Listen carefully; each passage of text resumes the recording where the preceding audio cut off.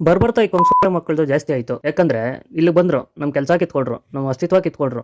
ಈಗ ಇಲ್ಲೇ ಬಂದು ನಮ್ಮ ಕರ್ನಾಟಕದಲ್ಲಿ ತಮಿಳ್ನಾಡು PMK ಪಕ್ಷದ ಬಾವುಟ ಹಾರಿಸ್ತೀನಿ, ನಿಮ್ ಕೈಯಲ್ಲಿ ಏನಾಗುತ್ತೋ ಮಾಡ್ಕೊಳ್ಳಿ, ನಮ್ಮನ್ನ ಮುಟ್ಟೋನ್ ಯಾವನು ಇಲ್ಲ ಇಲ್ಲಿ ಅಂತ ಒಬ್ಬ ಚಾಲೆಂಜ್ ಆಗ್ತದೆ. காலை 6 மணி முதல் மாலை 6 மணி வரை பெங்களூர் நகரிலே நம்மளுடைய பாட்டாளி கொடியோடு உலா வந்து கொண்டிருக்கிறோம்.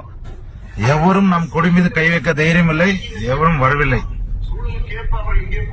ಅದಕ್ಕೆ ಇಲ್ಲೊಬ್ಬ ಕೊಂಗನ ಮಗ ಇಂಟರ್ವ್ಯೂ ಅಂತ ಇನ್ಸ್ಟಾಗ್ರಾಮ್ ಅಲ್ಲಿ ಯೂಟ್ಯೂಬ್ ಅಲ್ಲಿ ಫೇಮಸ್ ಆಗಿದ್ದಾನೆ. ಇವನು ಸ್ಯಾಟಲೈಟ್ ಬಸ್ ಸ್ಟ್ಯಾಂಡ್ಗೆ ಹೋಗ್ಬಿಟ್ಟು ಅವ್ರ ಪಕ್ಷದ ಪರ ಪ್ರಚಾರ ಮಾಡ್ತಾನೆ. ಇಂಥ ನನ್ನ ಮಕ್ಕಳಿಗೆಲ್ಲ ಸಪೋರ್ಟ್ ಮಾಡಬೇಡಿ, ಯಾಕಂದ್ರೆ ಇಲ್ಲೇ ಇದ್ಕೊಂಡು ಕನ್ನಡದಲ್ಲಿ ಮಾತಾಡ್ಕೊಂಡು ತಮಿಳ್ನಾಡಿಗೆ ಸಪೋರ್ಟ್ ಮಾಡ್ತಾರಲ್ಲ. ಲೋ ರಾಜಾ, PMK ಪಕ್ಷದವನೇ, ನೀನು ಬೆಂಗಳೂರು ಸೆಂಟ್ರಲ್ ಅಲ್ಲ, ಬೆಂಗಳೂರು ಬಾರ್ಡ್ರಲ್ಲಿರೋ ಅತ್ತಿಬೆಲೆ ಬಾರ್ಡ್ರಲ್ಲಿ ಬಂದು ನೀನು ಬಾವುಟ ಹಿಡ್ಕೊಂಡು ನೋಡೋಣ ನಿನ್ನ ಕೈಯಲ್ಲಾದ್ರೆ. ಅದೇ ಬಾವುಟದ ಪೋಲ್ಗೆ ನೀನು ಉಲ್ಟಾ ನೇತಾಕ್ತೀರಿ ನಾವು. ದುಡ್ಡು ಕೊಟ್ಟು ಕರ್ನಾಟಕದ ಮ್ಯಾಪ್ ತಗೋಬಹುದು, ಫ್ಲಾಗ್ ತಗೋಬಹುದು. ಕರ್ನಾಟಕದ ಸ್ವಾಭಿಮಾನ, ಕನ್ನಡಿಗರ ಅಭಿಮಾನನ ನೀನ್ ಯಾವತ್ತೂ ಕೊಂಡ್ಕೊಳಕ್ಕಾಗಲ್ಲ. ನಿನ್ನ 100 ಕೋಟಿ ದುಡ್ಡಿಗಿಂತ 5 ಕೋಟಿ ಹೃದಯಗಳೇ ನಮಗ್ ದೊಡ್ಡದು. ಅದ್ರಲ್ಲೇ ನಮಗ್ ತೃಪ್ತಿ ಇದೆ. ಕನ್ನಡಿಗರು ಪ್ರಚೋದನೆಗೆ ಒಳಗಾದ್ರೆ ಬಾವುಟಾಡ್ಸೋದಿರ್ಲಿ, ಗಡಿಯನ್ನು ಹೆಂಗ್ ದಾಟ್ತೀರಾ ಅನ್ನುವ ಚಾಲೆಂಜ್ ಕೂಡ ನಾವು ಮಾಡ್ತೀವಿ.